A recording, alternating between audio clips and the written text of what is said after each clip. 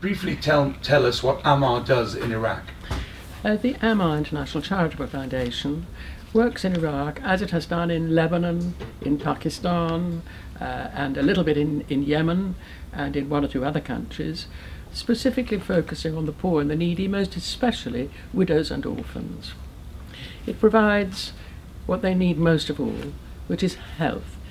When you're in a terrible situation, you've lost your home, you've lost everything, you're living almost on the streets or in a refugee camp, the thing that goes immediately is your health. And if the mother's health goes, then of course the entire family suffers dramatically. Then on top of that, there's a lot of death on birth with babies and mothers because of lack of hygiene throughout Iraq. So the AMAR Foundation, after a huge amount of fundraising, because this is a charity, there's no British government support, for example, have built an entire maternity hospital in Shat al-Arab outside Basra in order to help those ladies, all sorts of women, to give birth safely and to provide healthy babies and healthy mothers. So it's essentially a charity, a pure charity, that offers health and some education and a little bit of training for families, particularly neediest families. And in Iraq, sadly, 1/3 of the whole country now lives on $2.3 a day. So that's a huge amount of need in a country that should be able to cope itself, but because of the development of things previously, Daesh and Saddam Hussein, well, you can't fight that and at the same time have a sensible way of looking after the poor. So AMAR's a charity, and that's what it does. Not just in Iraq, however.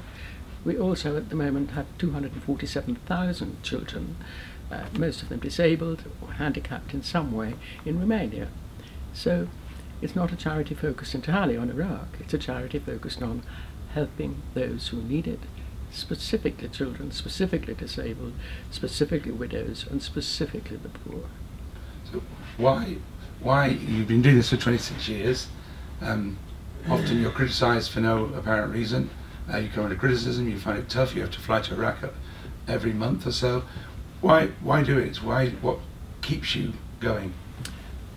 I've worked in many countries other than Iraq. I was one of the directors of the British Save the Children, which is the largest international children's charity. I've also worked for our home charities, Dr. Barnardo's, National Children's Homes, and also some of the US children's charities.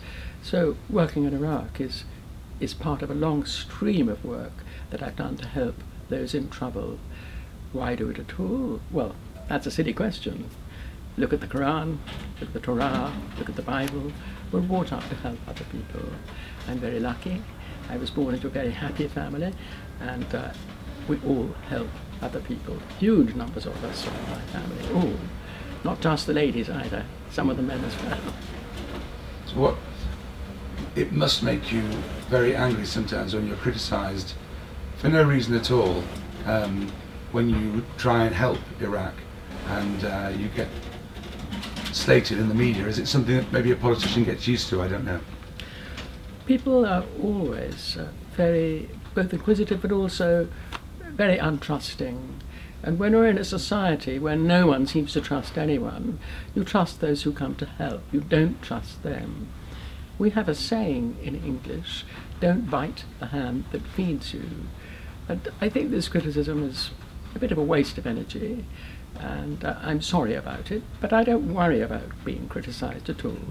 I'm a politician. My full-time job is being a politician, is being a member of Parliament, in fact, where I've been for maybe over 30 years now, in the British Parliament House of Commons, in the British House of Lords, in the European Parliament, in the Council of Europe Parliamentary Assembly, and I've worked all over the world helping people through their own democratic processes, monitoring elections, 134 countries, including Yemen twice, which is not an easy place. All of these things help people flourish, survive, and be happier. I want people to be as happy as me, and as happy as my extensive family. Can you answer the critics that every now and again someone says, oh, Emma Nicholson makes money out of Iraq, she takes money out of Iraq? Plainly nonsense, but can you explain? In a society that has lost hope, you mistrust everybody. You forget that a huge number of people give, don't take. I can find hundreds of thousands of those people in Iraq, in fact, who give and give and give. They may not necessarily have money. They give time, energy, kindness, tender loving care to others. It's natural for human nature to give. It's in a bad society that you suspect the giver. I'm not paid for anything at all I do anywhere. Nothing. Indeed, I give money myself to charity, including to the AMAR Foundation. I couldn't do what I did with a clear conscience if I were paid for it. Neither could I use the knowledge I have. After all, I've been in politics globally for a very long time indeed, and my father, my grandfathers, my great-grandfathers, my cousins, brothers-in-law were all trying to do a little bit of good in whatever way we possibly can. My great-great-great-great-great-great-grandfather, I can't quite count back enough, in the 13th century AD, when he was a leader, he had on his shield, which is what you had in battle then, just 3 words: caritas, caritas, caritas. That means I love, I love, I love, meaning I love the other. And the fellow fighters, the fellow generals, as it were, laughed at him. Said, "What's this for?" He said, "I love my enemy." And that's the heart of it. You also trade envoy to Iraq, British trade envoy to Iraq. What is the main aim of that? After helping families get healthy and educated, what next? What next is jobs.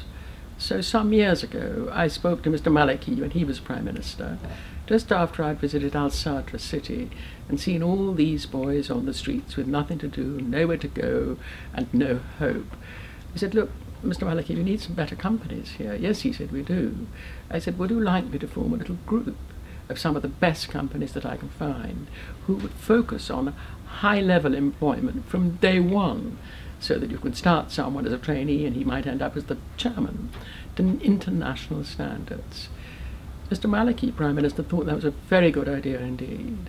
So when I left the European Parliament some months later, I called a number of top-class British companies together who were either working in Iraq or could be interested in working in Iraq, and 1 or 2 people from Iraq. And I said, "I'm worried about unemployment in Iraq, particularly for young men and girls. What can we do?" So we formed this lovely group called the Iraq-Britain Business Council. It includes not just British companies, but the US companies. It includes sometimes the German company or French or something like that, and even Indian. What we're looking for is quality standards of employment up to World Bank standards globally, and a willingness and a wish, indeed more than that, a constitutional wish in their own structure, that they find and employ local people. And that voluntary body, again, it is a registered charity. It's not a money-making exercise. That body has created tens and tens of thousands of jobs. This is its 10th anniversary. We should be celebrating it, not criticising it. It's a fantastic organisation. Some of the best businesses in the globe, because of that, have stayed in Iraq or come to Iraq, have partnered Iraqi businesses, and that's what the Iraq-Britain Business Council is for. How does your parliamentary work help you to help Iraq? I serve as the Prime Minister's trade envoy, not just for Iraq, but for 3 other nations as well.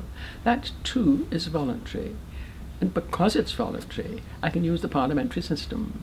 So yesterday I followed up something that the Prime Minister from Iraq, Mr. Ahmadi, asked me to do, which is to question the British government on the Iraqi Airways difficulties of flying directly to the West, and also of having Iraqi pilots, not Jordanian ones. So I raised a question yesterday in the House of Lords, which is direct to government, and I will now be writing to the Minister. I couldn't do that if I were paid, because that's illegal here. So I'm lucky to be a volunteer. It gives me the opportunity to do some good.